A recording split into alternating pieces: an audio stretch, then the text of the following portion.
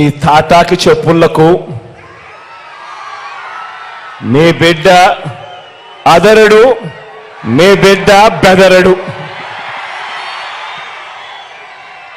మీకు సేవ చేయాలన్న నా సంకల్పం మరింత పెరుగుతుందే తప్ప ఏ కొంచెం కూడా వెనుకడుగు వేసే ప్రసక్తే లేదు. నా నుదుటి మీద వారు చేసిన గాయం, నా నుదుటి మీద వారు చేసిన గాయం దేవుడి దయతో అది ఇక్కడ తగలలేదు, అది ఇక్కడ తగలలేదు. అంటే దాని అర్థం దేవుడు మీ బిడ్డ విషయంలో ఇంకా పెద్ద స్క్రిప్టే రాశాడు అని చెప్పి దాని అర్థం.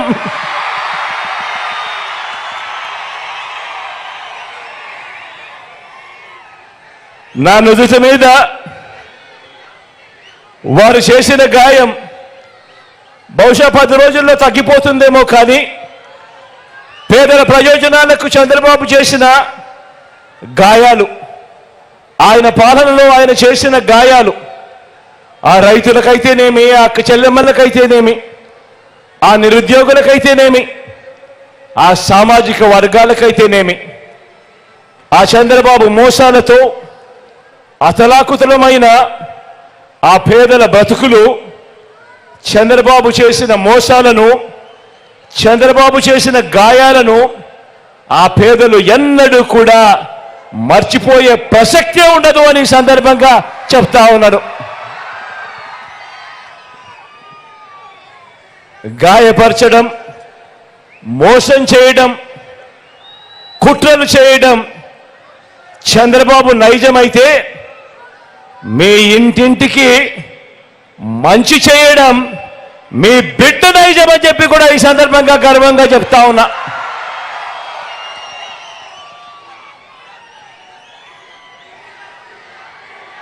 ఈ కూటమి నాయకుడు ఈ చంద్రబాబు గారి 30 ఏళ్ల ఫిలాసఫీ ఒకసారి చూడండి. 30 సంవత్సరాల చంద్రబాబు ఫిలాసఫీ ఒకసారి గమనించండి. పేద ప్రజలకు ఏ మంచి ఇవ్వద్దు అని, పేద ప్రజలకు ఏ మంచి చేయొద్దు అన్నది చంద్రబాబు ఫిలాసఫీ. ఇలా ఎంతమందికి చంద్రబాబు ఇవ్వద్దు అని చంద్రబాబు వాదించాడో గుర్తు తెచ్చుకుంటే బాబు ఎలాంటి వాడో అందరికీ కూడా అర్థమవుతుంది ఆయన నైజం.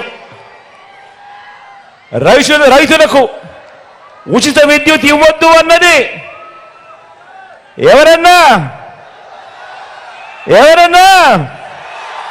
ఎవరక్క మీరే చెప్పండి. రైతులకు ఉచిత విద్యుత్ ఇస్తే ఆ తీగల మీద బట్టలారేసుకోవాలి అని ఇవ్వద్దు అని ఎవరు చెప్పారు?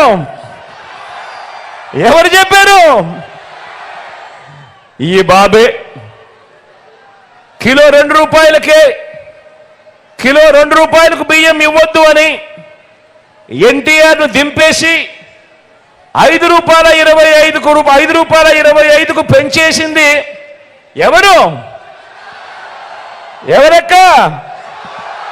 ఎవరన్నా? అది ఈ బాబే. ప్రభుత్వ ఉద్యోగాలు ఇవ్వద్దు అన్నది ఎవరంటే ఆ దౌర్భాగ్యం కూడా ఈ బాబే.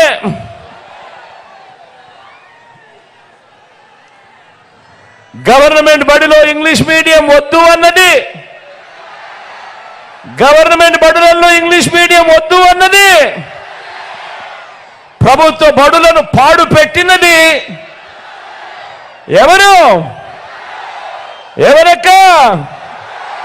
ఎవరన్నా? అది కూడా ఈ బాబే. పేదలకు ఇళ్ల స్థలాలు ఇస్తా ఉంటే కులాల మధ్య సమతుల్యం దెబ్బతింటుంది అని ఏకంగా పేదలకు ఇళ్ల స్థలాలు ఇవ్వకూడదు అని కోర్టులకు వెళ్ళి కేసులు వేసింది ఎవరక్క? ఎవరన్నా? ఎవరి తమ్ముడు? అది కూడా ఈ బాబే. తాను ముఖ్యమంత్రిగా ఉంటూ తానే అవహేళన చేస్తే ఎస్సీలు బీసీలు తానే తొలనాడితే వారిని గ్రామాల్లో వారి పరిస్థితి ఏమిటి అని కనీసం ఇంకిత జ్ఞానం కూడా లేకుండా ఆ ఎస్సీలను ఆ బీసీలను అవహేళన చేసిన వ్యక్తి ఎవరు? ఎవరక్క? ఎవరు చెల్లెమ్మా? ఎవరన్నా? ఎవరి తమ్ముడు? అది కూడా ఈ బాబే. విడగొట్టిన రాష్ట్రానికి ప్రత్యేక హోదా వద్దు అన్నది ఎవరు? ప్రత్యేక హోదా ఏమైనా సంజీవిని అన్నది ఎవరు? ఎవరక్క? ఎవరన్నా? అది ఆ హోదాను తాకట్టు పెట్టింది ఎవరు అనంటే అది కూడా ఈ బాబే. చివరకు అన్నీ ఓడిపోయిన ఈ చంద్రబాబుకు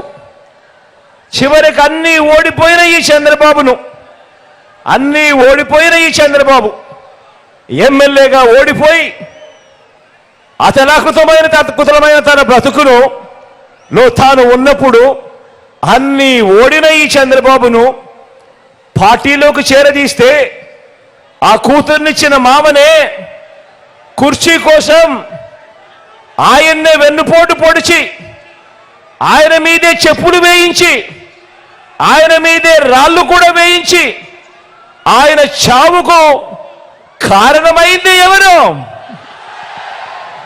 ఎవరక్క? ఎవరు చెల్లెమ్మ? ఎవరన్నా? ఎవరి తమ్ముడు? అది కూడా ఈ బాబే. మళ్ళీ ఎప్పుడు అవసరమైతే అప్పుడు ఏం చేస్తాడు?